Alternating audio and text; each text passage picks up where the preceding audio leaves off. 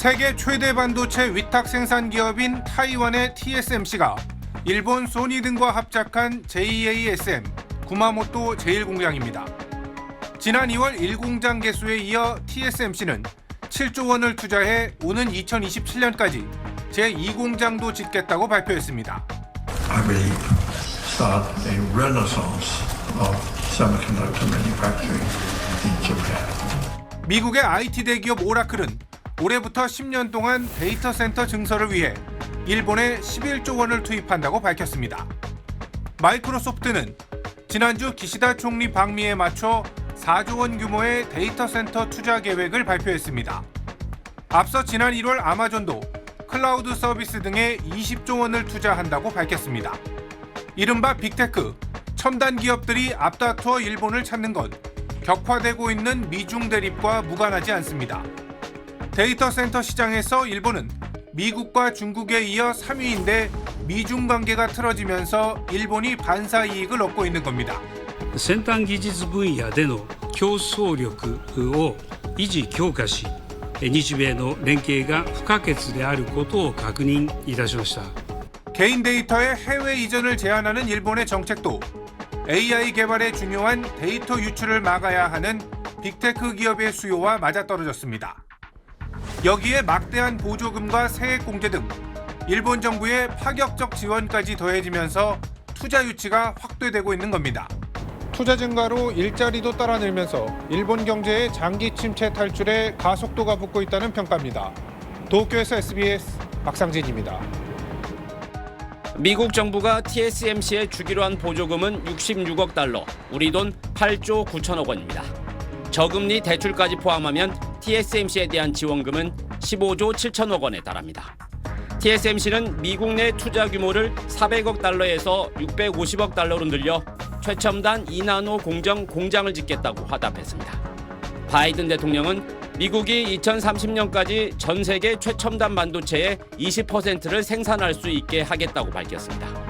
다음 주쯤 삼성전자에 대한 보조금 규모가 발표되는데 외신들은 60억 달러 이상으로 예상하고 있습니다. 일본도 구마모토현 TSMC와의 합작 공장에 10조 원 이상 보조금을 주기로 했고, 네덜란드는 세계적 반도체 장비 기업 ASML의 해외 이전을 막기 위해 이른바 베토벤 작전이라 불리는 긴급 지원 방안을 마련했습니다. 윤석열 대통령은 이런 반도체 경쟁을 산업 전쟁이자 국가 총력전으로 규정했습니다. 경쟁국들의 자체 반도체 공급망 구축이 속도를 낼 것으로 보고 전시 상황에 맞먹는 대응을 주문했습니다. 반도체 산업 유치를 위한 투자 인센티브부터 전면 재검토하겠습니다. 우리나라 실정에 맞는 과감한 지원책을 마련할 것입니다. 정부는 올해 말 종료되는 국가 전략기술 투자세액 공제를 연장하는 한편 전기, 용수 공급 같은 인프라 조성 지원 등을 통해 용인 반도체 메가 클러스터 조성 기간을 단축하기로 했습니다. 아울러 오는 2027년까지 AI 반도체 등에 9조 4천억 원을 투자해 AI 기술 3대 국가로 도약하고 세계 시스템 반도체 시장 점유율 10% 이상을 달성하겠다는 목표를 함께 제시했습니다. SBS 김치서입니다. JASM 오픈です。どうぞ。 세계 1위 반도체 위탁 생산 기업 타이완의 TSMC가 일본 소니 등과 합작한 JASM의 구마모토 제1공장이 완공됐습니다. 설비 투자액 10조 원 가운데 일본 정부가 40%가 넘는 약 4조 2천억 원을 지원했습니다. 오늘 준공식에는 일본 경산상 구마모토현 지사와 함께 TSMC 창업자가 직접 참석했습니다. I believe also start a renaissance of semiconductor manufacturing in Japan. 기시다 총리는 영상 메시지로 축하했습니다. TSMC 社の世界戦略の中に日本が重要な拠点としてしっかりと位置づけられることを歓迎いたします。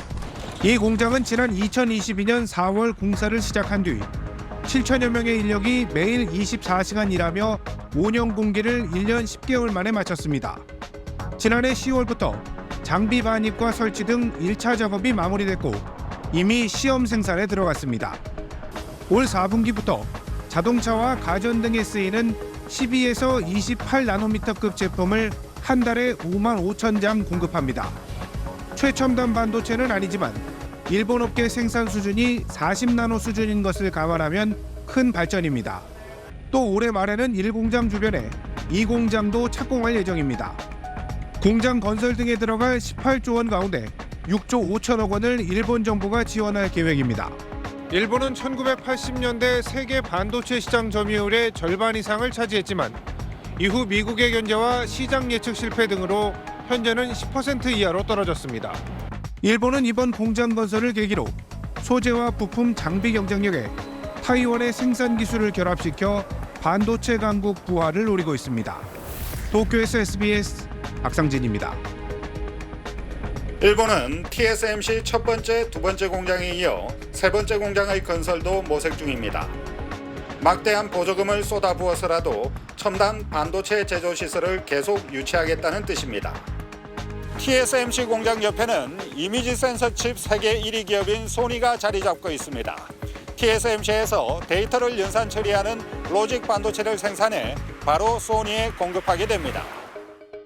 국제 공급망에 의존하지 않고 자기 나라 안에서 반도체 자급자족을 강화하겠다는 의미입니다. 日本には結局ファンドリー、ロジックファンドリーの、工場は一度もできたことがないので、そういう意味では新しい、展開が始まったのかな。 미국은 1년 반 전 반도체법을 제정했습니다. 중국의 반도체 굴기를 견제하고 AI 시대 기술 패권 전쟁에서 앞서 나가겠다고 천명했습니다. I'm not going to go sign the Chips and Science Act, and once again, I promise you, we're leading the world again for the next decades. AI 시대를 맞아 세계 반도체 산업이 효율성을 우선하는 국제적인 분업 구조에서 안정적인 공급에 방점을 둔 자국 우선주의로 크게 변화하고 있는 겁니다. 저는 반도체가 우리 미래를 책임질 국가 안보 자산이라고 생각하면서 과감한 인센티브와 필요한 지원을 아끼지 않을 계획입니다. 최근 한국 반도체의 히트 상품은 AI 반도체에 쓰이는 고대역폭 메모리인 HBM입니다. HBM의 산실을 찾아가 한국 반도체의 미래에 대해 물었습니다.